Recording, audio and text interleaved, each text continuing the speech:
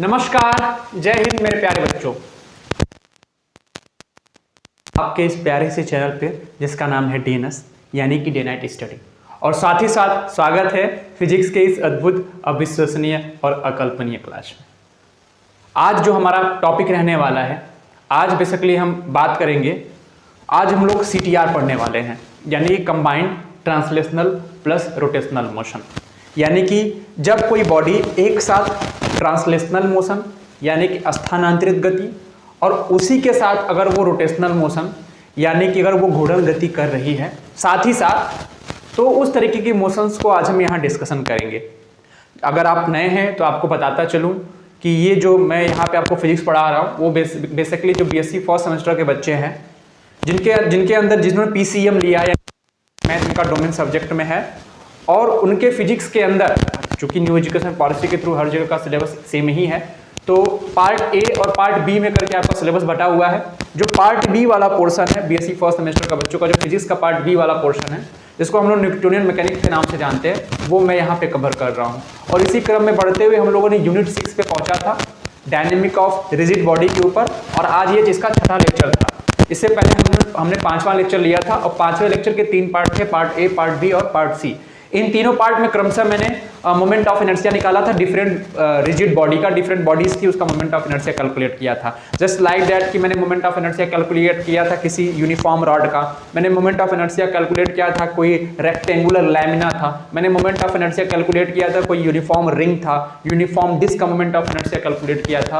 और फाइनली हम लोग जो पार्ट सी वाले सेशन में, जो कि आपको बहुत इंपॉर्टेंट था आपके सेमेस्टर एग्जाम के लिए, उसमें मैंने सॉलिड स्फीयर और hollow sphere, uniform solid sphere और यूनिफॉर्म हॉलो स्फीयर का मैंने मोमेंट ऑफ इनर्शिया कैलकुलेट करा, और साथ ही साथ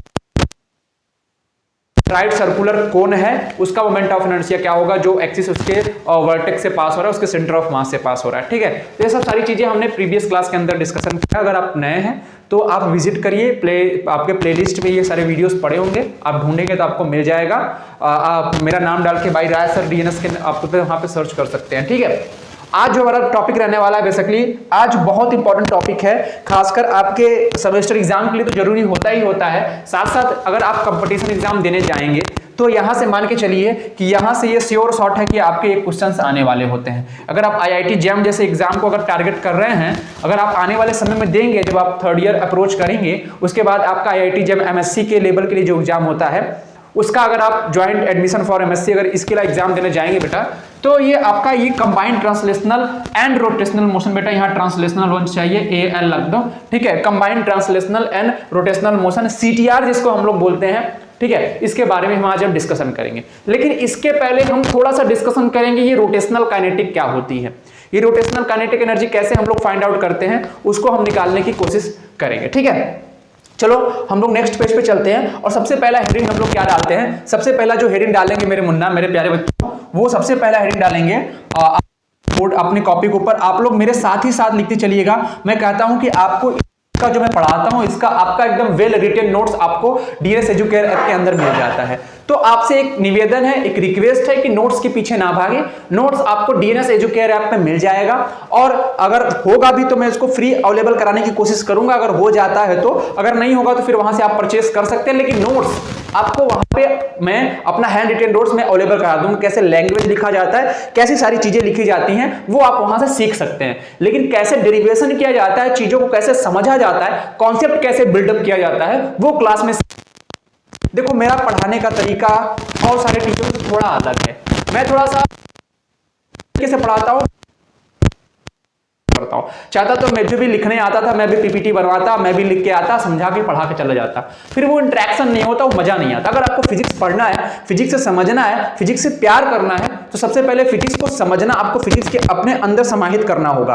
आपको ऐसे पढ़ना होगा कि फिजिक्स हमको फील हो रहा है। जब चीजों को विजुलाइज करना शुरू करेंगे तब फिजिक्स पढ़ने का मजा आता है, और वो किताब कॉपी पे लिख के आपको नहीं आएगा। वो जब तक आप समझेंगे नहीं, जब तक मैं ऐसे खड़े होकर 2-3 घंटे से लेक्चर्स नहीं दूंगा आपको, फिर आपको कंसेप्ट नहीं बिल्डअप होगा ना। ठीक है, तो हम लोग क्या पढ़ेंगे बेटा, हम लोग पढ़ेंगे रोटेशनल काइनेटिक एनर्जी। सभी लोग हेडिंग डालेंगे बेटा, क्या रोटेशनल। राइटिंग थोड़ी खराब हो सकती है, पर उसके लिए नाराजगी नहीं है, क्योंकि ये थोड़ा पतला चल रहा है, और मेरी आदत है थोड़ा मोटे वाले मार्कर से पढ़ाने की, आज वो हो नहीं पा रहा। ये दूसरा बोर्ड है, ठीक है, आज चूंकि 2-2, 3-3 पैनल है, तो कभी किसी भी पढ़ाने को मिल जाता है। रोटेशनल काइनेटिक एनर्जी आज हम ये बात करेंगे, ठीक है। रोटेशनल काइनेटिक एनर्जी से पहले हम लोग जानेंगे ट्रांसलेशनल काइनेटिक क्या होता है ना। जैसे ट्रांसलेशनल काइनेटिक क्या होता है आप लोग को अच्छे से पता है। ट्रांसलेशनल काइनेटिक एनर्जी क्या होता है बेटा, अगर कोई रिजिड बॉडी है बेटा, अगर ये रिजिड बॉडी है ना, ऐसे मैं रिजिड बॉडी अक्सर बना देता हूं, और रिजिड बॉडी पता है बेटा कई सारे पार्टिकल से मिलकर बना होता है। ये चूंकि हर एक पार्टिकल, हर एक बॉडी बहुत कंस्टिट्यूएंट पार्टिकल से मिलकर बना होता है, छोटे छोटे नन्हे मुन्ने।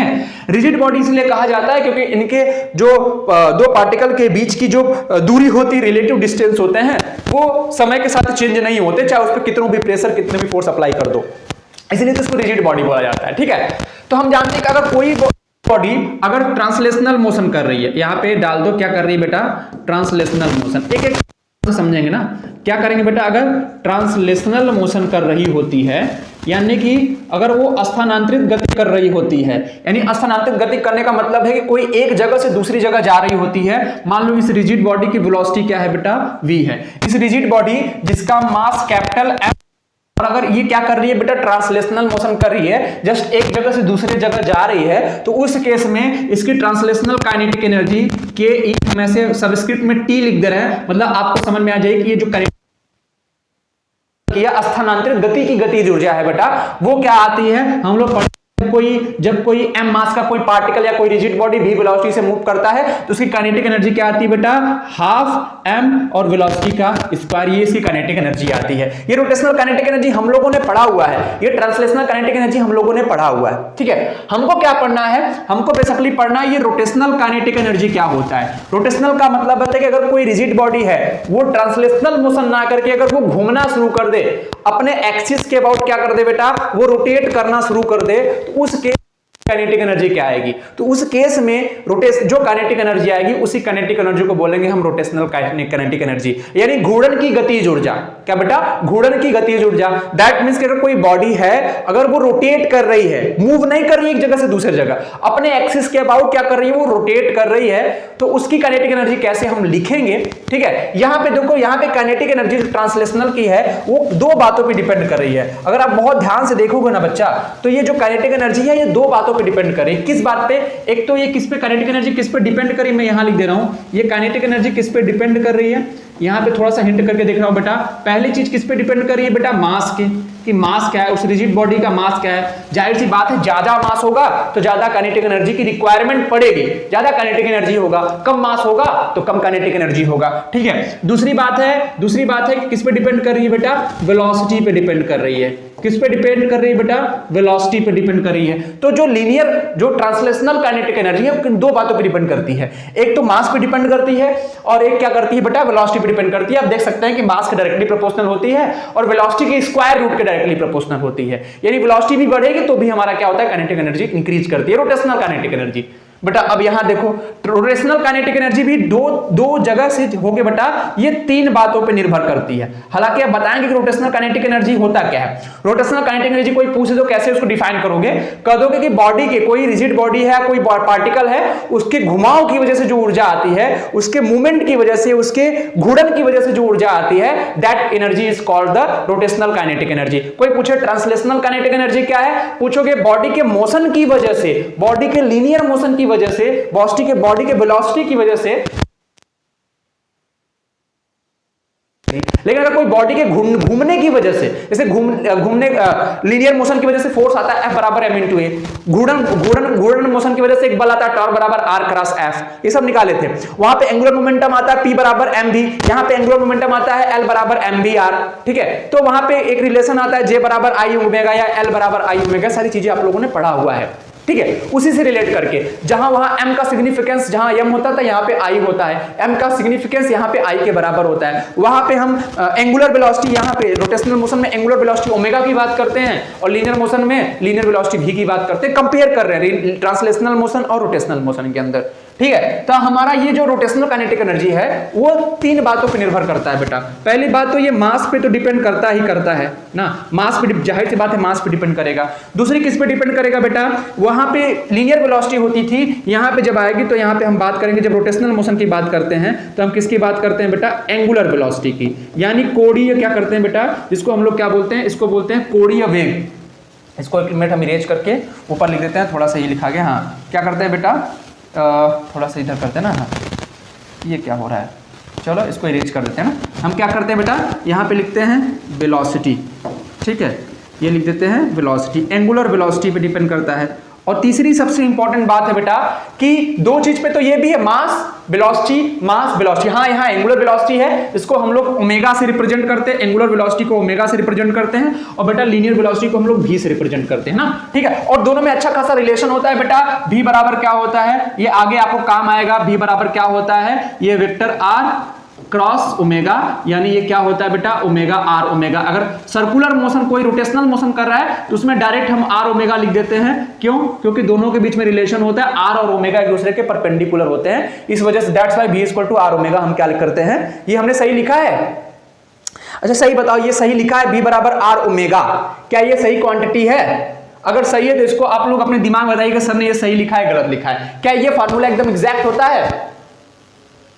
क्या ये फार्मूला एग्जैक्ट होता है? क्योंकि हमको तो कुछ कंफ्यूजन लग रहा है, आप बताइए। चलो ठीक है, मैं इसको बताऊंगा आगे ना, ठीक है। मास एंगुलर वेलोसिटी ओमेगा से रिप्रेजेंट करते हैं। और एक चीज पे और डिपेंड करता है बेटा, वो क्या होता है, जो चीज है वो बहुत इंपॉर्टेंट है, वो क्या करता है बेटा, उसको बोलते हैं मास डिस्ट्रीब्यूशन।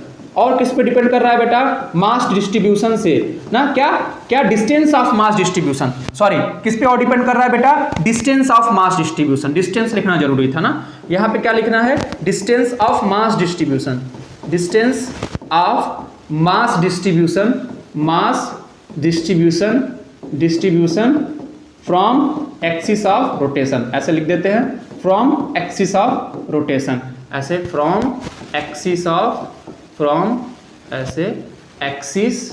ऑफ रोटेशन, ठीक है। तो ये चीज तीन बातों पे क्या कर रही है यार, ये बहुत इरिटेट कर रहा है हमको, पता नहीं क्यों ऊपर नीचे हो जा रहा ना, एक्सिस ऑफ रोटेशन, इसीलिए इस पे पढ़ाने का मन नहीं करता, ठीक है। एक्सिस ऑफ रोटेशन, ठीक है। तो तीन चीजों पे डिपेंड करती है बेटा, एक हमारा मास पे, एक एंगुलर वेलोसिटी पे, और तीसरा जो क्या है कि मास का डिस्ट्रीब्यूशन एक्सिस ऑफ रोटेशन से कितनी डिस्टेंस पर है, यानी वो आर पे भी डिपेंड कर रहा है। यानी कि अब इसको हमको निकालने का समय आ गया है कि हम कैसे रोटेशनल काइनेटिक एनर्जी निकालते हैं। और जब रोटेशनल काइनेटिक एनर्जी निकालोगे तो बेटा कुछ इस तरीके से आएगा, आपको बता रहे हैं जो काइनेटिक एनर्जी ऑफ रोटेशन की आएगी, यहाँ पे आर डाल दे रहे हैं सबस्क्रिप्ट में, ये बताने की रोटेशनल काइनेटिक एनर्जी है वो आएगी हाफ आई ओमेगा स्क्वायर। बेटा देखो, अब इसको अगर तोड़ोगे ना तो आई को क्या लिखते हो बेटा, आई को लिखते हो M R square into omega, इसको पे मोमेंट ऑफ इनर्शिया क्या होता है, एम आर स्क्वायर। तो देखो रोटेशनल काइनेटिक एनर्जी किन बातों पर डिपेंड कर रही है बेटा, एक तो मास पे डिपेंड कर रही है, एक एंगुलर वेलोसिटी पे डिपेंड कर रही है, और तीसरी जो चीज है बेटा वो किस पे डिपेंड कर रही है, आर पे। आर क्या है बेटा, वो मास का डिस्टेंस कितना है, एक्सिस ऑफ रोटेशन से परपेंडिकुलर डिस्टेंस है बेटा। तो तीन चीजों पे ये रोटेशनल काइनेटिक एनर्जी डिपेंड करती है। यहाँ पे दो चीजों पे डिपेंड करती है, मास और वेलोसिटी पे, यहाँ पे रोटेशनल काइनेटिक एनर्जी तीन चीजों पे डिपेंड करती है। मास के साथ साथ एंगुलर वेलोसिटी वो तो होना तय था, और साथ में कि मास का डिस्ट्रीब्यूशन कितना है एक्सिस ऑफ रोटेशन से, मास डिस्ट्रीब्यूशन क्या, distance of mass distribution from the axis of rotation. तो इन तीन बातों पर निर्भर करता है, और यही हमको क्या करना है, अपने आने वाले मतलब पार्ट में उसको प्रूफ करना है, ठीक है। तो इसका प्रूफ बात करते हैं कैसे हम निकालेंगे कि rotational kinetic energy half I omega square होती है, इसको हम प्रूफ करने की कोशिश करेंगे, ठीक है।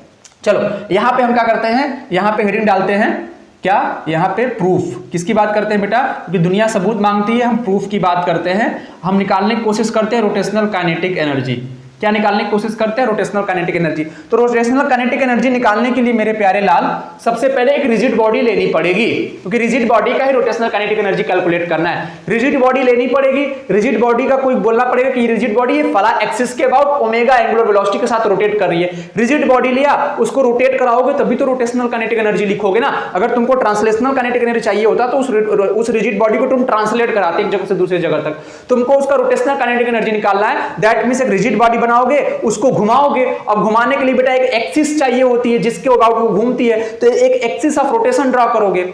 अब तुमको पता है चूंकि रिजिड बॉडी बहुत सारे पार्टिकल से मिलकर बनी होती है, तो तुम हर एक पार्टिकल का तो निकाल नहीं सकते हो कि उस एक्सिस के अबाउट उसका क्या है, रोटेशन क्या है, मोमेंट ऑफ इनर्शिया कितना है, तुम उसका तो निकाल नहीं सकते हो। तो तुम कोई नॉर्मल ith पार्टिकल पकड़ोगे, उसके अंदर कोई नॉर्मल ith पार्टिकल पकड़ोगे, उसके लिए सारी तुम एनर्जी लिख दोगे, जितनी भी तुमको एनर्जी लिखनी है, फिर समेशन लगा दोगे, जितने पार्टिकल्स थे I बराबर n to n वेरी करा के तुम पूरे रिजिड बॉडी का ही क्या कर सकते हो, तुम रोटेशनल काइनेटिक एनर्जी निकाल सकते हो, ठीक है। चलो इसको कैलकुलेट करने की कोशिश करते हैं। तो पहले एक रिजिड बॉडी बनाते हैं कुछ इस तरीके से, एक हम रिजिड बॉडी बना लेते हैं ऐसे, ठीक है, ये रिजिड बॉडी है बेटा, और ये हमारा क्या है, ये हमारा एक्सिस। अगर मैं ड्रॉ कर पाऊं सही से तो ये हमारा एक्सिस है, और इस एक्सिस के अबाउट मैं लिख दे रहा हूं, ये क्या है बेटा, ये एक्सिस है, यानी ये अक्ष है बेटा। इस अक्ष के अबाउट ये ओमेगा एंगुलर वेलोसिटी के साथ क्या कर रही है, रोटेट कर रही है, ऐसे ऐसे घूम रही है।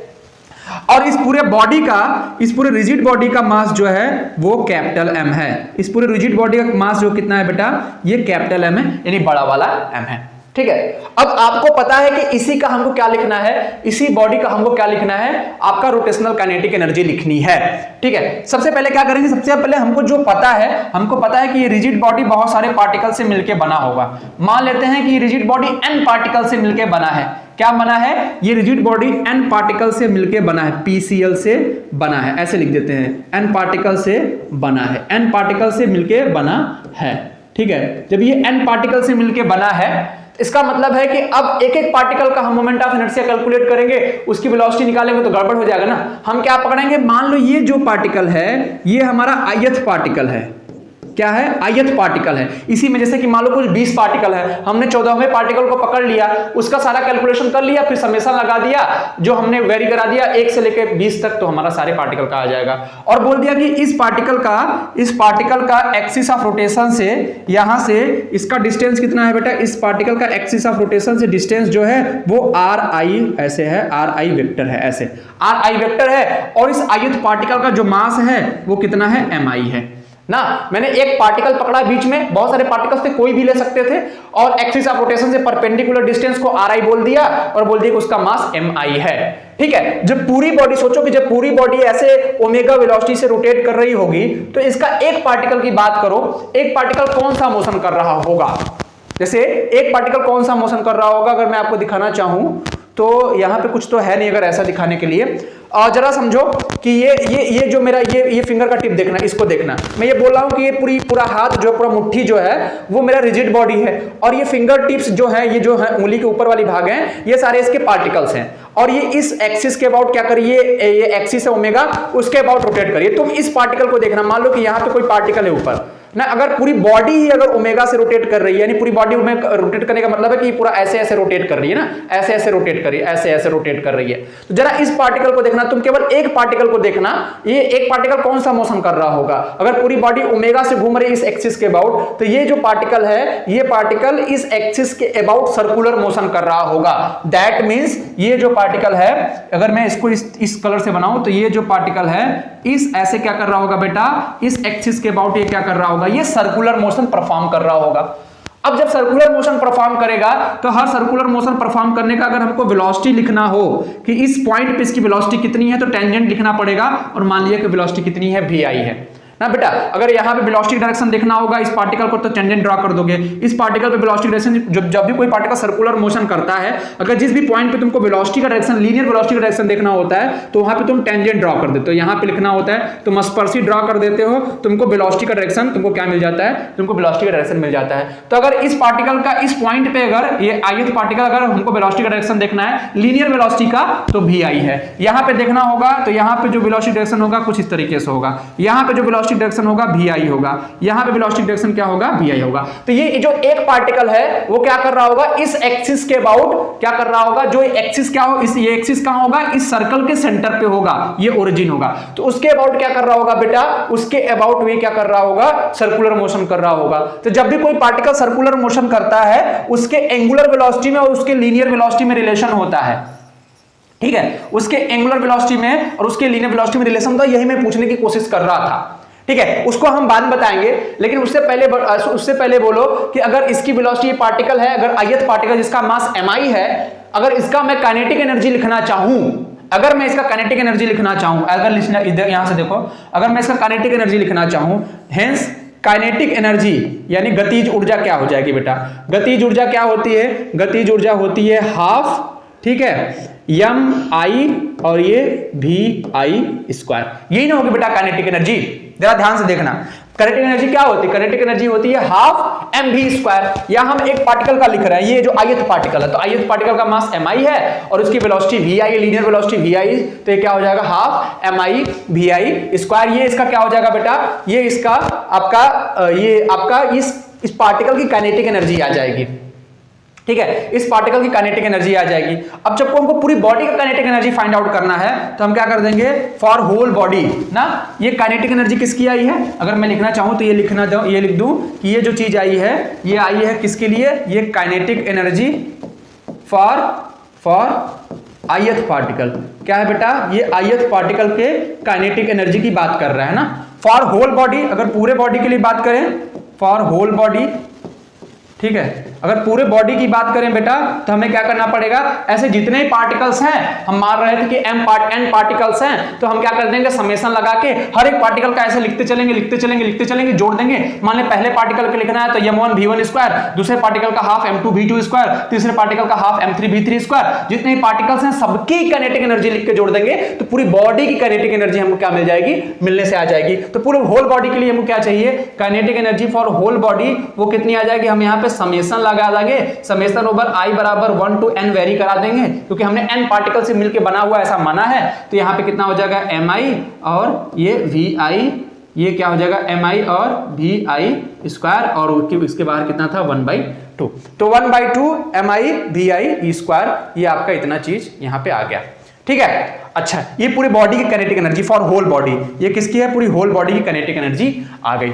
ठीक है, अच्छा, एक रिलेशन होता है भी, लीनियर वेलोसिटी। कोई पार्टिकल सर्कुलर मोशन करता है तो उसकी लीनियर वेलोसिटी और एंगुलर वेलोसिटी में रिलेशन होता है। ठीक है बेटा, अच्छा, एक चीज बताया था ना, जब भी कोई पार्टिकल रिजिड बॉडी रोटेट कर रही होती है, जरा ध्यान देना, बहुत इंपॉर्टेंट बात बताया था, जब भी कोई रिजिड बॉडी रोटेट कर रही होती है तो उसके हर एक पार्टिकल का मास अलग अलग हो सकता है। उसके अंदर जितने पार्टिकल्स होते हैं रिजिड बॉडी के अंदर, सबका मास अलग अलग हो सकता है, सबका डिस्टेंस अलग अलग हो सकता है एक्सिस ऑफ रोटेशन से, सबकी लीनियर वेलोसिटी अलग अलग हो सकती है, क्योंकि हर एक पार्टिकल सर्कुलर मोशन करेगा तो हर एक पार्टिकल की लीनियर वेलोसिटी अलग अलग हो सकती है। यानी m अलग हो सकता है, उसका पोजीशन r अलग हो सकता है एक्सिस ऑफ रोटेशन से, b अलग अलग हो सकता है, यानी लीनियर वेलोसिटी अलग अलग हो सकती है। लेकिन हर एक पार्टिकल सेम एंगुलर वेलोसिटी के साथ रोटेट कर रहा होता है, जिस एंगुलर वेलोसिटी के साथ पूरी बॉडी रोटेट कर रही होती है। तो चाहे इस पार्टिकल का एंगुलर वेलोसिटी देखो वो भी ओमेगा आएगा, इस पार्टिकल का एंगुलर वेलोसिटी देखो वो भी ओमेगा, चाहे जिस भी पार्टिकल का तुम एंगुलर वेलोसिटी देखोगे ना वो सेम आएगा। यानी कि हर एक पार्टिकल की एंगुलर वेलोसिटी सेम रहने वाली है, यानी ओमेगा हर एक अंदर पूरी बॉडी के लिए भी वही रहेगी और उसके अंदर जितने पार्टिकल से मिलकर वो बना है उसके लिए भी सेम रहने वाली है। ठीक है, तो हम क्या लिख सकते हैं, हम रिलेशन क्या जानते हैं बेटा, रिलेशन जानते हैं कि v बराबर क्या होता है, सर्कुलर मोशन के केस में vi बराबर क्या होता है, vi बराबर लिखना चाहेंगे तो ri इंटू ओमेगा। ओमेगा पे i नहीं निकालना है क्योंकि ओमेगा सबके लिए सेम है, किसी भी पार्टिकल के लिए लिखो तो हम ओमेगा सबके लिए सेम हो तो नॉर्मल उसको ओमेगा ही लिख रहे हैं। ये रिलेशन होता है जब भी कोई पार्टिकल सर्कुलर मोशन करता है, तो जो हमने ये रिलेशन लिखा था ना, v बराबर r क्रॉस ओमेगा पहले लिखा था, वो सही होता है। लेकिन सर्कुलर मोशन के केस में ओमेगा और r के बीच में 90 डिग्री का कोण बनता है, इसलिए r क्रॉस ओमेगा यानी r ओमेगा sin थीटा और sin 90 की वैल्यू वही होती है, तो डायरेक्ट बन जाता है v बराबर r ओमेगा। ये कितनी बार बताया, जब सर्कुलर मोशन में डायरेक्ट आप v बराबर r ओमेगा लिख सकते हो, अदरवाइज v बराबर r क्रॉस ओमेगा यानी r ओमेगा sin थीटा के टर्म में हम लिखते हैं। ठीक है, लेकिन ये सर्कुलर मोशन है तो v बराबर r1 इंटू ओमेगा हम यहां से लिख सकते हैं। तो यहां पे हम पुट कर देंगे इस वैल्यू को हम यहां पुट कर देंगे बेटा, तो क्या बन जाएगा, काइनेटिक एनर्जी कितनी बन गई, जरा ध्यान से देखना, अब रिजल्ट आने वाला ही है।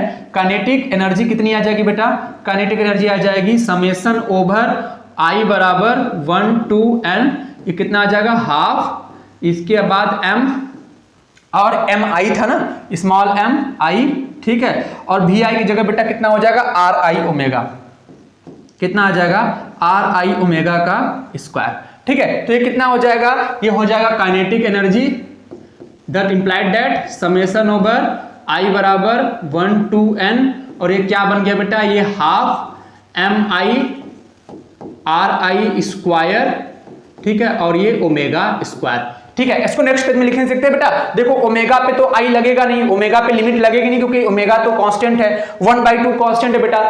किस पे कल जहां जहां आई लिखा है उसी पे वही केवल समेशन के अंदर रहेगा, बाकी सारी चीज समेशन के बाहर आ जाएंगी। तो नेक्स्ट पेज पे लिख देते हैं ना, तो काइनेटिक एनर्जी कितनी आई बाहर निकाल के, काइनेटिक एनर्जी पूरी बॉडी की कितनी आई, वो आई हाफ, ठीक है, और कितनी आई ओमेगा स्क्वायर, और समेशन अंदर बचा आई बराबर mi ri स्क्वायर। और ऐसा कुछ आप लोगों ने देखा है, ये टर्म देखा था बेटा, यही तो मोमेंट ऑफ इनर्शिया लिखा है। एक बॉडी का कैलकुलेट करते थे, समेशन लगा देते थे, पूरी बॉडी का मोमेंट ऑफ इनर्शिया लिख देते थे, यानी ये क्या है, पूरी बॉडी का मोमेंट ऑफ इनर्शिया आ गया, यानी काइनेटिक एनर्जी का फॉर्मूला आया, काइनेटिक एनर्जी बराबर कितना आ जाएगा, ये आ जाएगा हाफ i ओमेगा स्क्वायर, ये आपको क्या आ जाएगा, काइनेटिक एनर्जी ऑफ द, ये रोटेशनल काइनेटिक एनर्जी, इसको आप लोग ऐसे KER लिख सकते हो, नहीं कि ये रोटेशनल काइनेटिक एनर्जी आपका आ गया। जहां I क्या है, I moment of inertia of the rigid body, पूरे रिजिड बॉडी का मोमेंट ऑफ इनर्शिया है about the axis of rotation. I क्या है, I को आपको पता है ये मोमेंट ऑफ इनर्शिया किसका है बेटा, ऑफ रिजिड बॉडी ना, rigid body about axis of rotation, about axis of, इसको लिख देते हैं एक्सिस ऑफ रोटेशन, AOR ऐसे लिख देते हैं, अबाउट एक्सिस ऑफ रोटेशन। तो पूरे बॉडी का एक्सिस ऑफ रोटेशन के अबाउट ये क्या आ गया बेटा, ये मोमेंट ऑफ इनर्शिया हम लोगों ने कैलकुलेट कर लिया। यानी रोटेशनल काइनेटिक एनर्जी कितनी आ गई, यानी कि अगर हम इसको यहाँ पे अच्छे से लिख लें कि रोटेशनल काइनेटिक एनर्जी ये कितनी आ जाएगी बेटा, किसी बॉडी, किसी रिजिड बॉडी की, वो आ जाएगी हाफ कैपिटल AI, और ये क्या हो जाएगा बेटा, ओमेगा स्क्वायर। ये हमको क्या आ जाएगी, ये हमारा आपका रोटेशनल काइनेटिक एनर्जी किसी भी रिजिड बॉडी का, अगर वो किसी भी एक्सिस के अबाउट रोटेट कर रही है ओमेगा एंगुलर वेलोसिटी के साथ, तो उसका रोटेशनल काइनेटिक एनर्जी कितनी आ जाएगी, half I omega square. Compare करो, मैंने बताया था ना ट्रांसलेशनल काइनेटिक एनर्जी कितनी होती थी बेटा, अगर कोई रिजिड बॉडी ट्रांसलेशनल मोशन करती थी उसकी एनर्जी कितनी आती थी, हाफ ये m और यहाँ पे v स्क्वायर बेटा। ये यहाँ पे लीनियर वेलोसिटी, यहाँ पे एंगुलर वेलोसिटी, यहाँ पे लीनियर वेलोसिटी सेम, यहाँ पे I, यहाँ पे m। मैंने बोला था ना जहां जहां I होगा, अगर लीनियर में I है, लीनियर में m है, तो वो हमारा रोटेशनल में I के बराबर हो जाता है, मतलब फिजिकल सिग्निफिकेंस उसका वही है। अब देखो तीन चीज पे डिपेंड करे ना, क्योंकि I बराबर mr स्क्वायर होता है, तो रोटेशनल काइनेटिक एनर्जी तीन चीज पे डिपेंड कर रही है ना, एक ओमेगा पे, एंगुलर वेलोसिटी पे, एक मास पे, और एक क्या है कि मास का डिस्ट्रीब्यूशन, डिस्टेंस कितना है, डिस्टेंस कितना है, डिस्टेंस मास का डिस्ट्रीब्यूशन, डिस्टेंस कितना from the axis of rotation. तो r पे भी डिपेंड कर रही है, m पे भी डिपेंड कर रही है, और ओमेगा पे डिपेंड कर रही है। तो ये क्वेश्चंस बना कि रोटेशनल काइनेटिक एनर्जी किन बात पे निर्भर करती है, मास पे और वेलोसिटी पे, जाहिर सी बात है एंगुलर वेलोसिटी पे, और तीसरी चीज होती है कि एक और चीज ऐड हो जाती है, वो मास का डिस्टेंस फ्रॉम, मास डिस्ट्रीब्यूशन का डिस्टेंस कितना है एक्सिस ऑफ रोटेशन से। ठीक है, इन चीजों पे क्या करती है बेटा, इन चीजों पे हमारा रोटेशनल काइनेटिक एनर्जी डिपेंड करती है।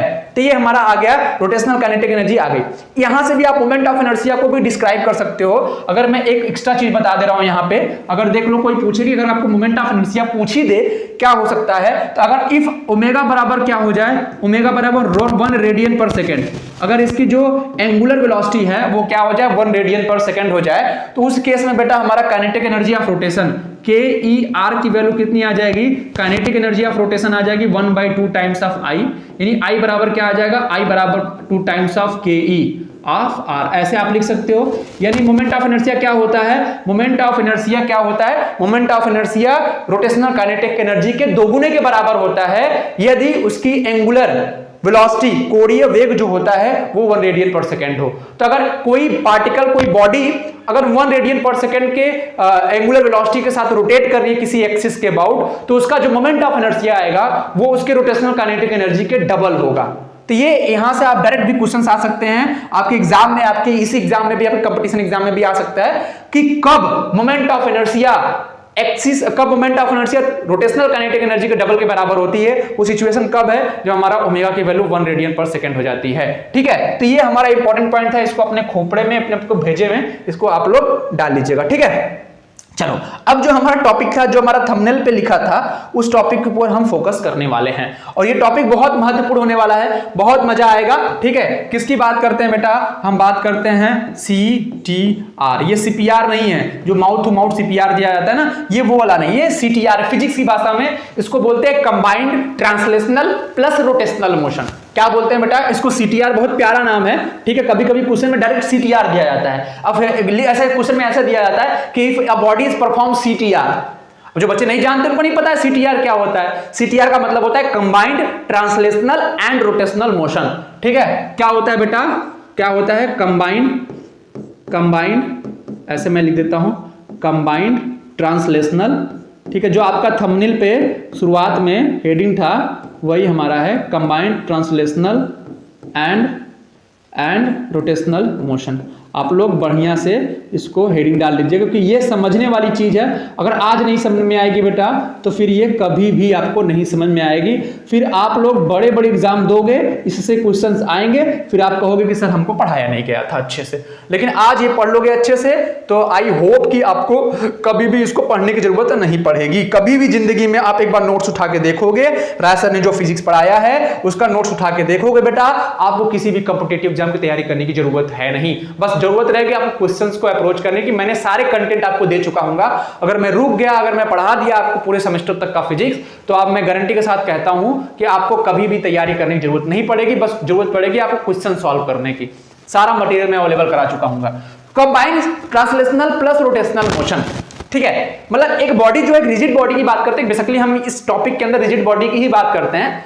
तो इसका मतलब है कि कंबाइंड ट्रांसलेशनल और रोटेशनल मोशन का मतलब है कोई रिजिड बॉडी है, वो ट्रांसलेशनल मोशन के साथ साथ रोटेशनल मोशन भी कर रही है।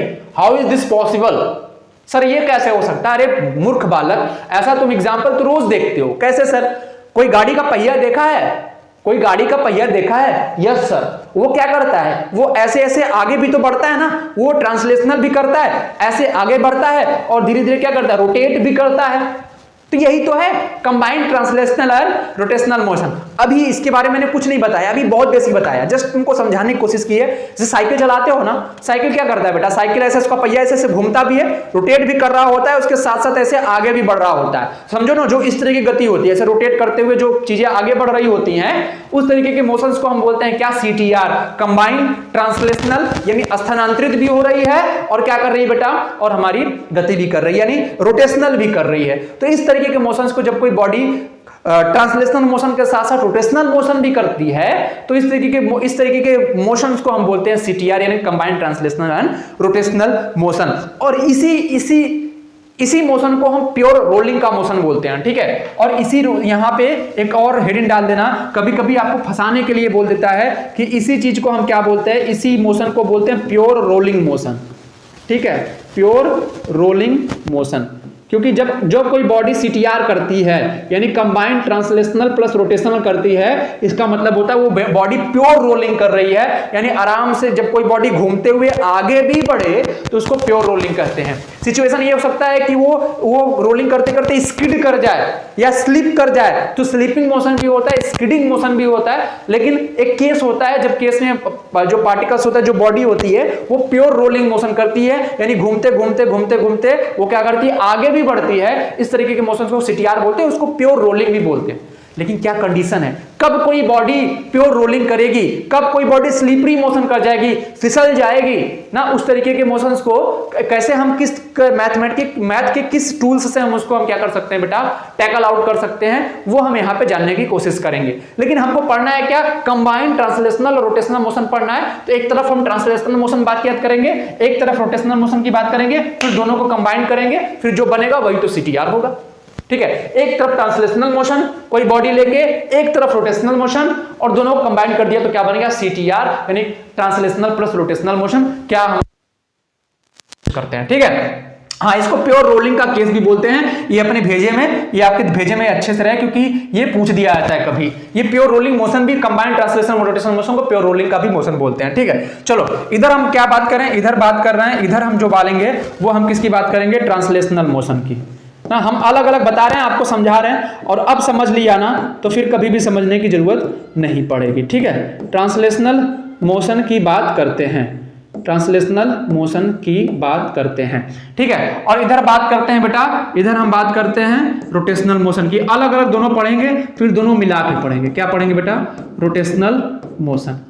किसकी बात करेंगे यहाँ पे बात करेंगे रोटेशनल मोशन की। चलो ठीक है, यहां पे हमने बात किया ट्रांसलेशनल मोशन की, और इधर पढ़ेंगे हम रोटेशनल मोशन, ठीक है। ट्रांसलेशनल मोशन में पढ़ने के लिए सबसे पहले इसको समझने के लिए हम क्या करते हैं? एक गाड़ी का एक चक्का ही यहां उठा के रख लेते हैं, गाड़ी का एक पहिया उठा के रख लेते हैं, क्योंकि गाड़ी का पहिया ही तो CTR करता है ना, वो ट्रांसलेशनल प्लस रोटेशनल मोशन करता है। तो हम जो भी आपके घर का बाइक हो, आप हीरो होंडा पल्सर, जो भी अपाची KTM, जो भी आपके घर का बाइक हो, उसको उठा के आपके घर का बाइक यहाँ बोर्ड पे चिपकाने की कोशिश कर रहे हैं। तो समझो आपके घर का जो भी आपका प्यारा सा गाड़ी होगा, उस गाड़ी का ये पहिया है, हाँ इसके व्हील्स बने होंगे तो मैं इस व्हील्स बनाने की कोशिश कर रहा हूं, अगर भगवान की दया से व्हील्स बन गए तो और अच्छी बात है। ऐसे व्हील्स बना दिया मैंने, ठीक है। अब इसको मत पूछना सर 12 उसके 12 उससे होते हैं, तीली होते हैं या फिर ऐसे कुछ होता है, मुझे नहीं पता एग्जैक्ट। हाँ ये पहिया है आपका, ये क्या है ये समझ में आ रहा है कि आपको ये आपका व्हील है, ठीक है, WHEEL, अगर मैं स्पेलिंग सही लिख पा रहा हूं तो, ठीक है। ये गाड़ी का पहिया है बेटा, यहां भी पहिया बना लेता हूं, चलो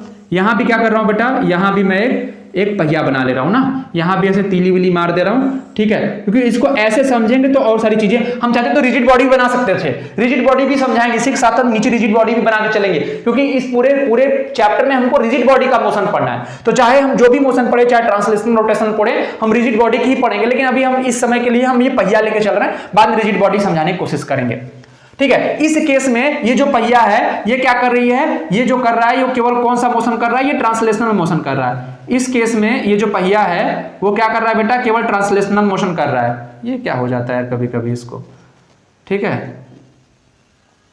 ठीक है। यहां पे ये क्या कर रहा है, ये ट्रांसलेशनल मोशन कर रहा है, तो ये इसका सेंटर है, ठीक है। क्या है बेटा, इसका ये सेंटर है, और इसी चीज से ये मुझे इरिटेट करता है, ठीक है, ये, ठीक है, ये इसका क्या है बेटा, इसका सेंटर है, और ये इसका सेंटर है, ठीक है। तो इसका मतलब क्या है कि ये पूरी जो पहिया है, ये जो पूरा पहिया, अगर इसका सेंटर ऑफ मास वाला जो पॉइंट है, अगर उसकी velocity VCM centre of mass वाला जो पहिया है, यहां पे जो पार्टिकल्स होगा, इस व्हील का अगर सेंटर ऑफ मास वाला जो पार्टिकल है यानी जो पॉइंट है, अगर वो VCM जिसको हम बोलते हैं, अगर उसकी वेलोसिटी V है, मैं सेंटर ऑफ मास, चूंकि इसका सेंटर ऑफ मास यही होगा जो उसका केंद्र होगा। अरे भाई रिंग का सेंटर ऑफ मास, पहिया कैसा होता है, रिंग का आकार का होता है, रिंग का सेंटर ऑफ मास उसके केंद्र पे होता है। तो मैंने बोल दिया अगर उसका केंद्र जो है, उसका सेंटर ऑफ मास वाला जो पॉइंट है, अगर वो v वेलोसिटी से मूव कर रहा है, तो यहां पे जितने भी पार्टिकल्स होंगे, यानी इस रिंग पे जितने भी पार्टिकल्स होंगे, ये यार इरिटेटिंग कर देता है एकदम, ठीक है। यहां पे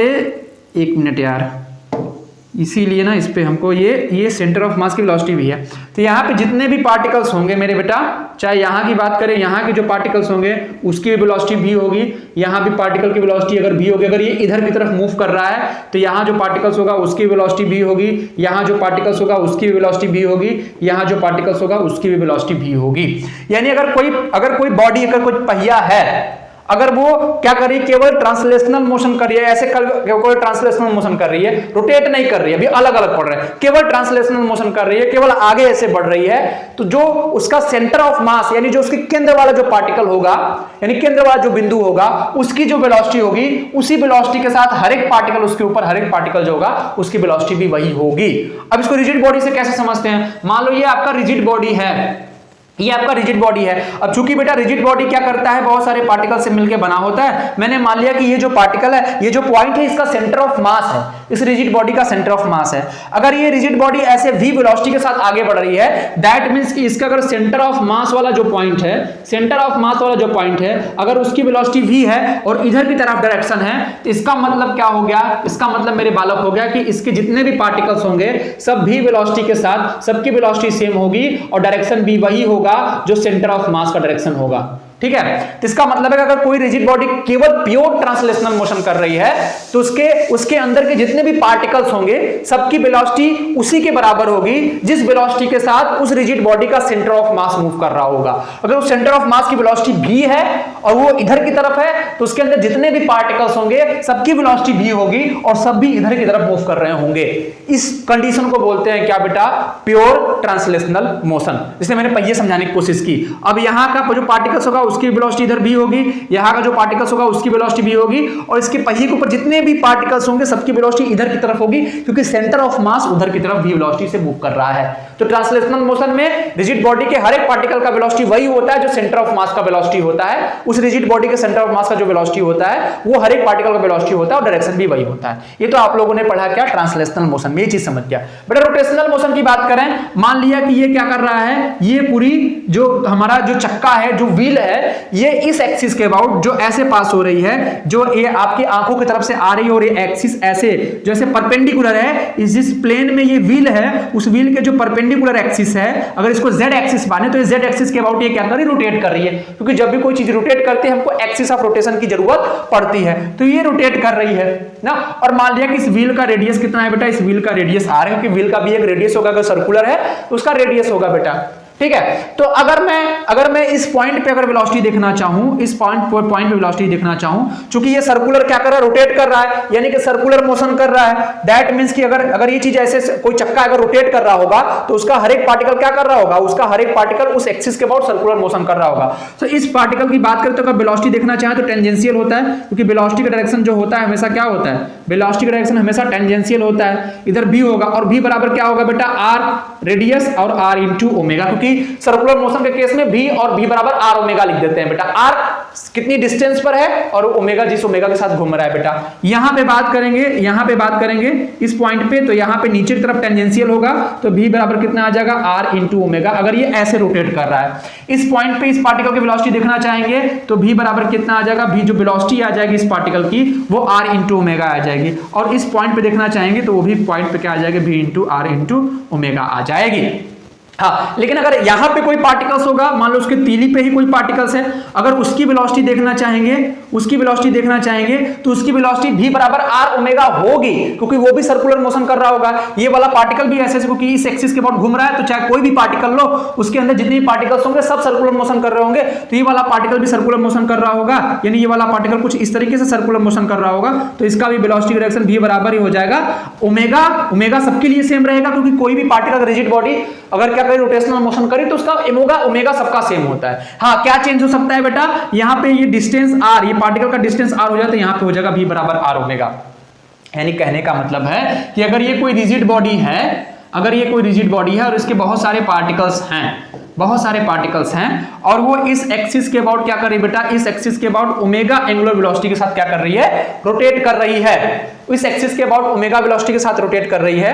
तो अगर ये क्या कर रही है, यहां पे आप ऐसे नहीं बना के आप ऐसे बनाओ ना, क्योंकि मैंने ओमेगा यहां ऊपर बना दिया, आप कंफ्यूज हो जाओगे कि सर इसमें ऐसे एक्सिस रोटेशन था, इसमें ऐसे हो गया। मैंने क्या बोल दिया कि ये आपका रिजिड बॉडी है, ये रिजिड बॉडी है और ये आपका बहुत सारे पार्टिकल से मिलकर बना हुआ रिजिड बॉडी, और ये आपका सेंटर ऑफ मास है, इसका द्रव्यमान केंद्र है, और ये एक्सिस ऑफ रोटेशन है। तो जो हमारा v होगा, अगर ये रोटेशन कर रहा है तो v बराबर हम क्या लिख सकते हैं, r इंटू ओमेगा, v बराबर r इंटू ओमेगा। इसका मतलब है कि उसका हर एक पार्टिकल होगा, हर एक पार्टिकल अगर ये पूरा बॉडी क्या कर रही है, ओमेगा एंगुलर वेलोसिटी के साथ रोटेट कर रही है, तो उसके हर एक पार्टिकल की जो एंगुलर वेलोसिटी होगी, इसका भी एंगुलर वेलोसिटी ओमेगा होगा, इसका भी एंगुलर वेलोसिटी ओमेगा होगा, इसका भी एंगुलर वेलोसिटी ओमेगा होगा, हर एक पार्टिकल का एंगुलर वेलोसिटी ओमेगा होगा। और इस तरीके के मोशन को हम बोलते हैं प्योर रोटेशनल मोशन। ठीक है, अब हम क्या बात करेंगे, अब हम दोनों को मिलाएंगे। अब इस चक्के को उठा के यहां पे ऐसे रखने की कोशिश करेंगे। इस फिगर को ध्यान से देखो, अब दोनों को मिलाएंगे, यानी combined translational plus rotational motion की बात करेंगे। ठीक है, ट्रांसलेशनल मोशन और रोटेशनल मोशन की बात करते हैं। तो चलो, ये हम यहां से क्या बनाते हैं, ये बड़ा सा रिंग बनाते हैं बेटा, थोड़ा सा बड़ा आपको बताने के लिए है। ये बड़ा सा रिंग बनाते हैं और ये क्या कर रहा है बेटा, ये इस प्लेन पे क्या कर रहा है बेटा, इसी प्लेन पे जो सरफेस है, इस प्लेन के अबाउट क्या कर रहा है बेटा, ये CTR कर रहा है। क्या कर रहा है, combined translational plus rotational motion कर रहा है। यानी ये रोटेट भी कर रहा है ऐसे, क्योंकि मैंने बोला ना इन दोनों को मैं मिलाऊंगा, तो अगर इन दोनों को मिलाऊंगा तो ये ऐसे रोटेट कर रहा है और ये ऐसे आगे भी बढ़ रहा है। यानी इसका सेंटर ऑफ मास वाला जो पॉइंट है वो क्या कर रहा है बेटा, वो ऐसे VCM जो सेंटर ऑफ मास का जो पॉइंट है, velocity of centre of mass, वो v वेलोसिटी से मूव भी कर रहा है। इतनी चीज आ गई। और यहां पे इसका रेडियस कितना है बेटा, इसका रेडियस r है, तो मैं r ड्रॉ कर दे रहा हूं। मतलब ये बॉडी क्या कर रही है, CTR कर रही है, combined translational plus rotational motion कर रही है। अब मैं बात करता हूं कि अगर इस पॉइंट की वेलोसिटी, अगर यहां पे कोई पॉइंट होगा तो इस पॉइंट की वेलोसिटी का रिजल्टेंट क्या आएगा बेटा, इस पॉइंट की, यहां पे कोई पॉइंट होगा, ये बड़ा दिक्कत कर रहा है ना, यहां पे कोई पॉइंट होगा, अगर इस पॉइंट की वेलोसिटी का डायरेक्शन क्या आएगा बेटा, देखो इसकी वजह से इधर एक v आएगा और इसकी वजह से v बराबर r ओमेगा भी इधर आएगा। यानी इस पॉइंट पे अब दो डायरेक्शन हो गए बेटा, एक इधर क्या, इधर आ गया v plus r into omega. ये v किसकी वजह से आया बेटा, ये v ट्रांसलेशनल मोशन की वजह से आया और r ओमेगा रोटेशनल मोशन की वजह से आया, क्योंकि मैंने देखो अलग अलग दिखा दिया। इस पॉइंट पे इधर v और इसी पॉइंट पे इधर r ओमेगा आएगा, क्योंकि अगर दोनों मोशन कर रहे हैं तब। ठीक है, इस पॉइंट पे अगर बात करें, अगर इस पॉइंट पे बात करें तो इस पॉइंट पे अगर बात करें तो इस पॉइंट पे ये कितना आ जाएगा बेटा, इधर v आएगा और अगर टेंजेंट ड्रॉ करोगे तो इधर क्या आ जाएगा, v बराबर r इंटू ओमेगा आएगा। तो हमको पता है कि इन दोनों के बीच का एक रिजल्टेंट आएगा, क्योंकि दो वेक्टर अगर एक दूसरे से कुछ एंगल बना के हैं तो उनका रिजल्टेंट आएगा, ये इन दोनों की वेलोसिटी का रिजल्टेंट आएगा। यानी ये वाले पार्टिकल जो होगा, यहाँ पे जो पार्टिकल होगा उसका वेलोसिटी का डायरेक्शन, रिजल्टेंट डायरेक्शन इधर की तरफ होगा। ठीक है, यहां पे बात करते हैं, ये बहुत इंपॉर्टेंट है, यहां पे बात करते हैं, अगर यहां पे कोई पार्टिकल है, ठीक है, यहां पे कोई पार्टिकल है तो उस पार्टिकल का इधर आपका क्या आ जाएगा, जरा इधर देखना, इधर आपका इधर की तरफ, पीछे कहां चला गया, यहाँ पे इधर की तरफ आपका क्या आ जाएगा बेटा, क्योंकि ये क्या कर रहा है, इधर की तरफ आपका भी आएगा और इधर की तरफ आर ओमेगा आएगा, तो इसको कैसे लिखोगे बेटा, यहां पे आपका भी आएगा और इधर की तरफ आपका क्या आ जाएगा, इधर की तरफ आपका आर ओमेगा आएगा, ठीक है। उसी तरह यहां पे कोई पार्टिकल होगा, अगर यहां पे कोई पार्टिकल होगा तो क्या कर, अगर सीटीआर कर रहा है तो यहां पे जो पार्टिकल होगा बेटा वो क्या करेगा, उधर यहां पे इसका इधर की तरफ क्या हो जाएगा बेटा, भी हो जाएगा और ऊपर की तरफ क्या हो जाएगा, ऊपर की तरफ इसका आर ओमेगा हो जाएगा, क्योंकि आर ओमेगा ऊपर की तरफ, तो बीच का रिजल्टेंट कुछ ऐसे आएगा, भी रिजल्टेंट आएगा, यानी जो ये वाला पार्टिकल होगा यहां पे पार्टिकल, उसका रिजल्टेंट का जो डायरेक्शन होगा बेटा, उसके रिजल्टेंट का जो डायरेक्शन होगा कुछ इस तरीके से इसका डायरेक्शन आपको मिलेगा। ये मैंने कंबाइन कर लिया, देखो यहां पे तो समझ में आ रहा है, यहां पे देखो, यहां इस पॉइंट के लिए 3 केस बनेंगे, इस पॉइंट के लिए जो कांटेक्ट, जो पॉइंट इस सरफेस पे, ये क्या है बेटा, ये आपका सरफेस है, जिस सरफेस के ऊपर ये क्या कर रहा है, जिस सरफेस के ऊपर ये सीटीआर कर रहा है, यानी combined translational plus rotational motion कर रहा है, और ऐसा मान के चल रहा है कि ये सरफेस कैसा है, हमारे केस में ये सरफेस स्मूथ है, स्मूथ मतलब क्या है कि यहां पे फ्रिक्शन केस वेस नहीं ले रहे हैं, फ्रिक्शन निग्लेक्ट मार के चल रहे हैं, ठीक है। यहां पे 3 केस अराइज होते हैं, अभी इसको छोड़ दो, इस पॉइंट को छोड़ो, इस पॉइंट को छोड़ो, इस पॉइंट को छोड़ो, इस पॉइंट पे आओ, जो पॉइंट इस सरफेस के कांटेक्ट पे है, जहां पे ये कांटेक्ट हो रहा है, ये पॉइंट, इसको बोलते हैं कांटेक्ट पॉइंट ना, जहां पे ये पूरी बॉडी सरफेस को कांटेक्ट की है, एक ही पॉइंट पे कांटेक्ट करेगी, वो कांटेक्ट पॉइंट होगा। अब इस पॉइंट ऑफ कांटेक्ट के ऊपर अगर मान लो ये पी पॉइंट है, जिसको पॉइंट ऑफ कांटेक्ट बोल रहे हैं, यहां पे 3 कंडीशन अराइज होगा, यहां पे 3 कंडीशन क्या अराइज होगा बेटा, एक तो हो सकता है कि ये जो भी हो वो ग्रेटर देन आर ओमेगा हो बेटा, यानी कि ये वाला भी जो मैग्नीट्यूड है इस आर ओमेगा से बड़ा होगा, तब जो हमारा फाइनल रिजल्टेंट आएगा उधर की तरफ आएगा। भाई 2 वेक्टर हैं, एक इधर की तरफ भी है और इधर की तरफ आर ओमेगा है, अगर हम कह दे रहे हैं कि अगर V is greater than R omega, इसका मतलब है रिजल्टेंट इधर की तरफ आएगा। अगर मैं कह दे रहा हूं कि V is less than R omega, इसका मतलब रिजल्टेंट इधर की तरफ आएगा, ठीक है। अगर मैं कह दे रहा हूं कि भी बराबर आर ओमेगा के बराबर आया तो रिजल्टेंट कितना आ जाएगा, रिजल्टेंट 0 आ जाएगा, क्योंकि दोनों अगर बराबर है तो equal and opposite cancel out each other. तो दूसरा केस क्या बनेगा, दूसरा केस बनेगा V is less than R omega, और जो तीसरा केस बनेगा, ये तीसरा सबसे इंपॉर्टेंट केस है, और यही हमारा क्या है, यही हमारा रिजल्ट भी है कि तीसरा जो केस बनेगा, तीसरे केस में हमारा भी बराबर क्या बनेगा, भी बराबर, तीसरे केस में बेटा भी बराबर क्या बना, अगर भी बराबर आर ओमेगा के बराबर है।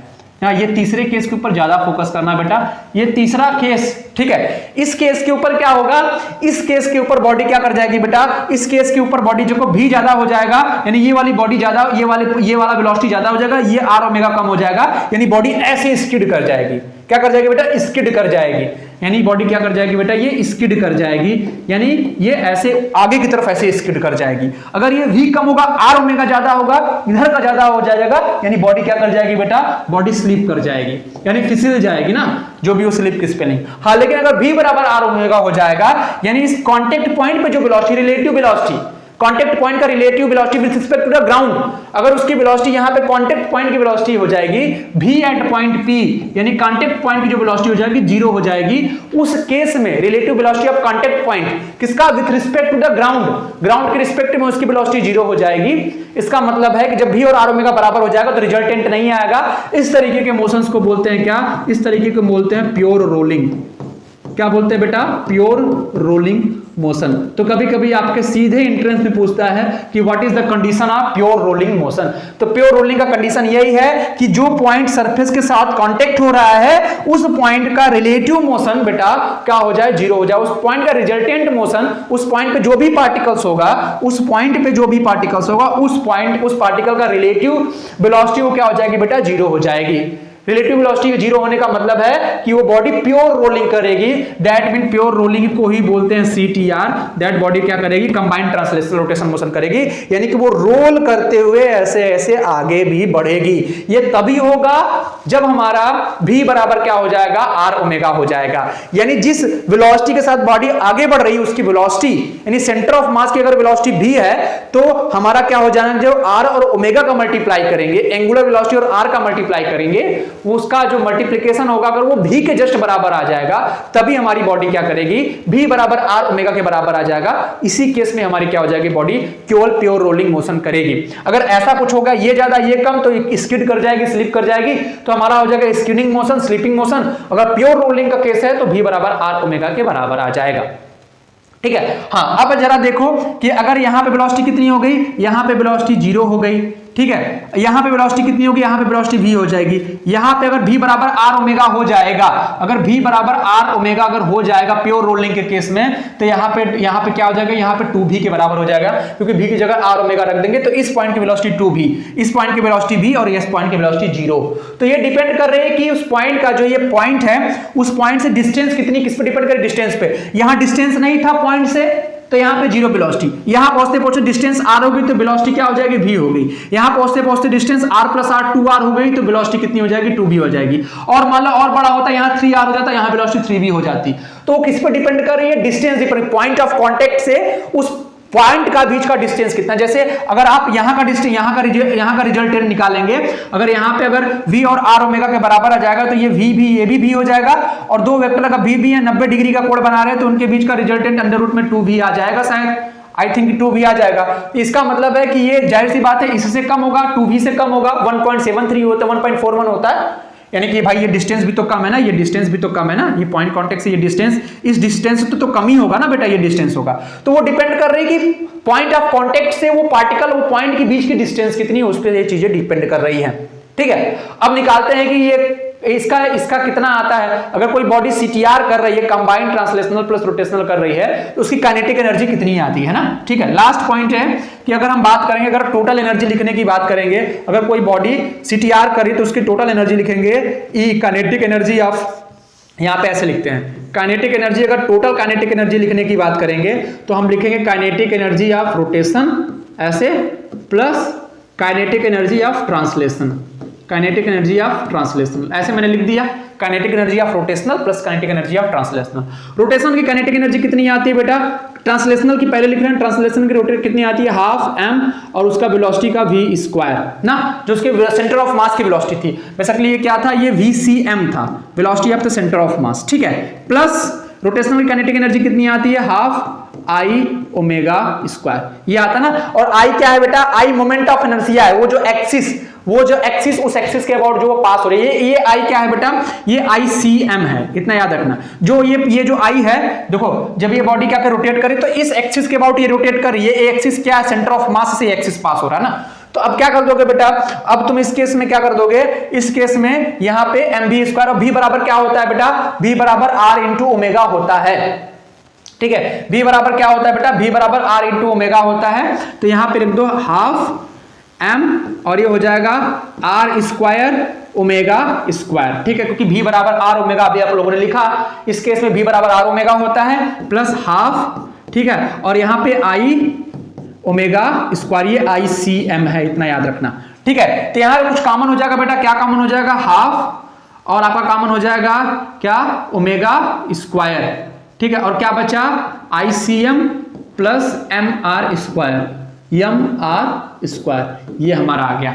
अब ये क्या है बेटा, ICM प्लस MR स्क्वायर, कुछ समझ में आ रहा है, ICM plus MR square, parallel axis theorem, I बराबर ICM प्लस MR स्क्वायर, ये पैरेलल एक्सिस थ्योरम का था ना।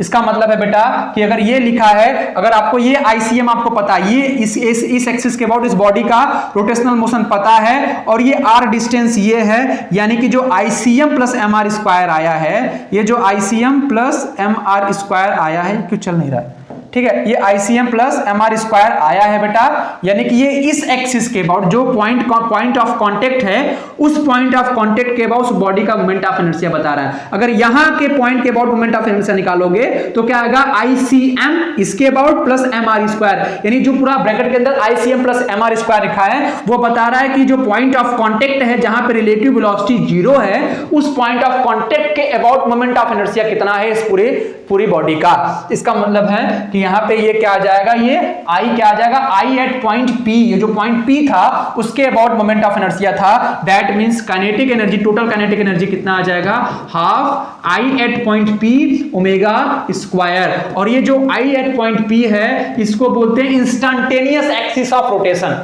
इसी को क्या बोलते हैं बेटा, इसी को बोलते हैं इंस्टेंटेनियस एक्सिस, जो भी इसका स्पेलिंग लिख लेना यार, instantaneous axis of rotation, axis of rotation. Instantaneous की स्पेलिंग सही कर लेना, हमको नहीं आ रहा, ठीक है। इंस्टेंटेनियस एक्सिस ऑफ रोटेशन यानी कि मतलब है जैसे जैसे भाई जब ये चीज रोटेट करेगा तो जो पॉइंट जो मान लो ये क्या है, ये अगर ये चीज को रोटेट कर रही है तो यहाँ पे एक पॉइंट है, यहाँ पे एक पॉइंट है, यहाँ पे एक पॉइंट है, यहाँ पे एक पॉइंट है। जैसे जैसे रोटेट करेगी ये पॉइंट पहले ये पॉइंट इसके कांटेक्ट में आएगा यहाँ पे, उसके बाद ये पॉइंट इसके कांटेक्ट में आएगा, ये पॉइंट इसके कांटेक्ट में आएगा, फिर धीरे धीरे हर एक पॉइंट धीरे धीरे क्या आता जाएगा, सरफेस के कांटेक्ट में आएगा। तो जो पॉइंट सरफेस के कांटेक्ट में आएगा उस पॉइंट के अलोंग उस समय एक्सिस ऑफ रोटेशन के अबाउट मोमेंट ऑफ इनर्शिया कितना है, वही वो आई हम ज्ञात करने की कोशिश करेंगे। अगर ये पॉइंट आ रहा है तो इस पॉइंट के अबाउट मोमेंट ऑफ इनर्शिया कितना है, इसीलिए ये जो आईपी को बोलते हैं instantaneous axis of rotation, moment of inertia about the instantaneous axis of rotation. यानी जैसे ही पॉइंट टच हो रहा है एक एक्सिस बन जा रही है, उस एक्सिस के अबाउट रोटेट कर रहा है, फिर अगला पॉइंट आ रहा है, फिर एक एक्सिस बन जा रही है, उसके एक्सिस के अबाउट रोटेट कर जा रहा है, फिर अगला एक पॉइंट आ रहा है, उस एक्सिस के अबाउट वो क्या कर रहा है, रोटेट कर रहा है। इसलिए इसको बोलते हैं इंस्टेंटेनियस एक्सिस ऑफ रोटेशन, ठीक है। तो ये हम काइनेटिक एनर्जी जबकि वो सीटीआर में लिखते हैं, कंबाइंड ट्रांसलेशनल मोशन की बात करते हैं। जब प्योर रोटेशनल मोशन होता है, जब प्योर रोटेशनल मोशन होता है तो आई हम इसके सेंटर ऑफ मास के नाम लिखते हैं, वहां भी rotational kinetic energy half I omega square आती है, अभी निकाल के बताएं। उस केस में ये जो आई होता है वो आई यहां का होता है, लेकिन जब कोई बॉडी सीटीआर करती है, कंबाइंड ट्रांसलेशनल मोशन करती है, उसकी जो टोटल काइनेटिक एनर्जी आती है वो भी half I P omega square आती है। और पी इस पॉइंट के अलोंग, जो पॉइंट कांटेक्ट में आता है उस पॉइंट के अलोंग जो एक्सिस ऑफ रोटेशन है, जो इस प्लेन के परपेंडिकुलर है, उसके अबाउट उस बॉडी का क्या लिखते हैं, आपका मोमेंट ऑफ इनर्शिया लिखने की कोशिश करते हैं, आई पी ओमेगा स्क्वायर, ठीक है। इस फार्मूले को उठाते हैं ना, इस फार्मूले को उठाते हैं, चूंकि हम जानते हैं क्या हो जाएगा, सीटीआर में हम कैलकुलेट करने की कोशिश करते हैं, क्या करते हैं बेटा, सीटीआर में एक चीज कैलकुलेट करने की कोशिश करते हैं। चलो ठीक है, एक पीरियड कर लेते हैं, लास्ट पॉइंट है, ठीक है। हमने क्या जाना, हमने जाना कि काइनेटिक एनर्जी क्या आया, in kinetic energy in CTR, CT combined translational plus rotational motion में काइनेटिक एनर्जी कितना आया, काइनेटिक एनर्जी आया हाफ एम आपका, और ये क्या बन गया, आई प्लस ICM, क्या बना बेटा, ICM प्लस MR स्क्वायर, ये बना बेटा, ठीक है। अब इसको क्या कर लेंगे, इसको अलग अलग हम क्या कर लेंगे इसको, अच्छा यहाँ पे M नहीं था, यहाँ पे ओमेगा स्क्वायर था, सॉरी यहाँ पे क्या था, यहाँ पे ओमेगा स्क्वायर था, बाहर लिया था, कुछ गलत किया था क्या इसमें गलत किया था, नहीं ओमेगा स्क्वायर था ना बाहर, ठीक है। इसको ले सकते हैं बेटा। अब हम क्या कर सकते हैं कि हम इसको बाहर मल्टीप्लाई करके लिख दें, अगर इसको मल्टीप्लाई करके लिख देंगे तो क्या आ जाएगा, half ICM omega square plus half MR square omega square. ये तो हम जानते हैं, अलग अलग करके लिख दिया बेटा, कुछ था नहीं, ये आया था, इसको अलग अलग करके लिख दिया। अब हमको पता है V बराबर क्या होता है, V बराबर R omega, rotational motion case में क्या आता है, V बराबर R इंटू ओमेगा के बराबर होता है। जहां जहां V है वहां पे R ओमेगा को, V बराबर क्या होता है बेटा, V बराबर R ओमेगा होता है, तो ओमेगा बराबर क्या हो जाएगा, ओमेगा बराबर V बाई R हो जाएगा ना। तो हम जहां जहां हमारा क्या है बेटा, ओमेगा है, वहां पे V बाई R यानी ICM, और ये क्या हो जाएगा बेटा, ये V square by R square, ये बन जाएगा प्लस हाफ MR स्क्वायर, और इसको क्या हो जाएगा यार, ठीक है, यहाँ पे एक मिनट, ठीक है, यहाँ पे क्या आ जाएगा, हाफ M, और ये क्या बना R स्क्वायर और multiplied by V square by V square, क्या हो जाता है यार इसको, ठीक है, एक मिनट यार, ठीक है, ये क्या बन गया, ये आपका बन गया V square divide by R square. तो R स्क्वायर से R स्क्वायर कैंसिल हो जाएगा, इधर क्या बचा बेटा, इधर बचा आपका काइनेटिक एनर्जी बराबर क्या बना, इधर बराबर half ICM V square divide by R square, ठीक है, प्लस हाफ MV स्क्वायर, ठीक है। हम MV स्क्वायर कॉमन कर सकते हैं ना, लेकिन यहाँ M होना जरूरी है, ठीक है। आपको लग रहा है V है, हाफ है, M हो जाता तो काम हो जाता।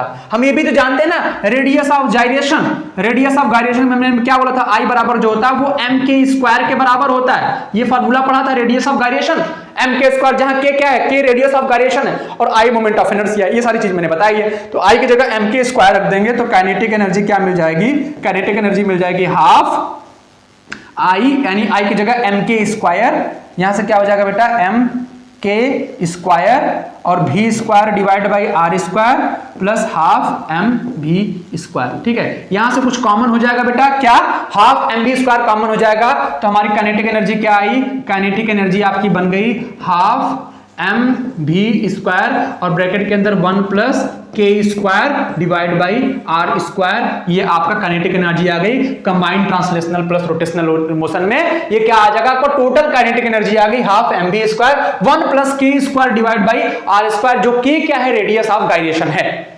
ठीक है, इस फार्मूले को रिमेंबर, ये फार्मूला बहुत इंपॉर्टेंट है। ठीक है, इस फार्मूला आपके आने वाले एग्जाम में भी इंपॉर्टेंट है और जितने साल आप जिएंगे, अगर आप मैकेनिक्स पढ़ेंगे तो ये फार्मूला आपको हमेशा आपको लगाना पड़ेगा। तो जब कोई बॉडी सीटीआर कर रही होती है, combined translational plus rotational motion कर रही है, तो 3 इंपॉर्टेंट पॉइंट आए हैं। एक तो पॉइंट ये है कि जो पॉइंट पी है, जो पॉइंट कॉन्टेक्ट पॉइंट है, उसकी relative velocity with respect to the ground वो हमेशा क्या होना चाहिए, वो हमेशा 0 होना चाहिए। ठीक है, यानी उस पॉइंट पे रोटेशनल, उस पॉइंट पे हमारा वेलोसिटी 0 होना चाहिए। और दूसरी बात है कि जो हमारा एक्सिस ऑफ रोटेशन होगा उस पॉइंट के अलावा उसे इंस्टेंटेनियस एक्सिस ऑफ रोटेशन बोलेंगे। और थर्ड वन जो उसकी काइनेटिक एनर्जी आएगी वो half M B square 1 plus K square by R square हो जाएगी। यानी जब कोई बॉडी सीटीआर कर रही होती है तो उसका जो एक्सिस ऑफ रोटेशन होता है उसका बीच में नहीं होता है, उसका एक्सिस ऑफ रोटेशन वो इंस्टेंटेनियस कांटेक्ट पॉइंट होता है। उस इंस्टेंटेनियस कांटेक्ट पॉइंट के अलावा वो बॉडी क्या कर रही होती है, रोटेट कर रही होती है। ये दिमाग में डालना जरूरी है और ये फार्मूला आपको प्रूफ करने के लिए भी आ जाता है, half M V square 1 plus K square by R square, ये आपने दिमाग में डाल लीजिएगा।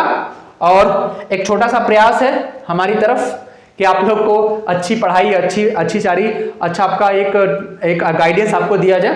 तो उसके लिए आप क्या कर सकते हैं, हमारा फर्स्ट एंड थर्ड सेमेस्टर का कोर्स चलता है जिसका नाम है नवोदय 3.0, जिसमें हम लोग बीएससी मैथ, बायोलॉजी, एग्रीकल्चर और बीकॉम की क्लासेस चलाते हैं। और कोर्स के फीचर्स क्या क्या हैं, आपको लाइव रिकॉर्डेड लेक्चर्स मिल जाएंगे, लाइव डाउट सेशंस मिल जाएंगे, क्लास नोट्स के साथ साथ आपको पीडीएफ पीवाईक्यू द सॉल्यूशन के साथ मिलेंगे, मॉडल सैंपल क्वेश्चन पेपर मिलेंगे, स्पेशल गाइडेंस मिलेगा एग्जाम तक। 5 महीने के कोर्स की वैलिडिटी होती है क्योंकि 6 महीने तक आप लोग का आपका सेमेस्टर होता है और आप उसको 1 साल तक यूटिलाइज कर सकते हैं। बेटा ये नंबर है 6879866764, इस पे आप लोग कॉल करके जानकारी ले सकते हैं। और अगर ना हो तो ये अपना ऐप जो है डीएनएस एजुकेयर ऐप, आप लोग वहां से इंस्टॉल करके प्ले स्टोर से आप अपने मोबाइल में रख सकते हैं और वहां पे कुछ फ्री कंटेंट है, डेमो ग्रुप में आप देख सकते हैं। और सबसे इंपॉर्टेंट बात की ये सब सारी चीजें केवल 1199 रुपए में, 1199 रुपए में आपको बस पूरा कोर्स दिया जाएगा। 1 साल की वैलिडिटी रहेगी बेटा, इसको 6 महीने तक आप यूटिलाइज कर सकते हैं। तो आप इस तरीके से यहाँ पे पढ़ाई होगी, यहाँ पे जुड़ेंगे तो बेशक आपका बहुत फायदा होगा और सारी चीजें आपको गाइडेंस वाइडेंस जो नोट्स वोट्स रहेंगे सारे वगैरह मिल जाएंगे। ठीक है, तो मिलते हैं किसी नेक्स्ट टॉपिक के साथ, शायद वो इस चैप्टर का लास्ट टॉपिक होगा। ठीक है, रोलिंग मोशन करेंगे, इंक्लाइंड प्लेन पे हम रोलिंग मोशन की बात करेंगे, प्योर रोलिंग मोशन की बात करेंगे। फिर आपको ये दिखाएंगे कौन सी बॉडी, अगर एक ठोस गोला है, खोखला गोला है, एक बेलन है, उसको ऐसे रोल कराएंगे तो कौन जल्दी नीचे पहुंचेगा। ठीक है, उसकी बात करेंगे, लेकिन वो नेक्स्ट क्लास में। तब तक के लिए अपना ख्याल रखिए, अपने घर वालों का ख्याल रखिए। जय हिंद, टेक केयर।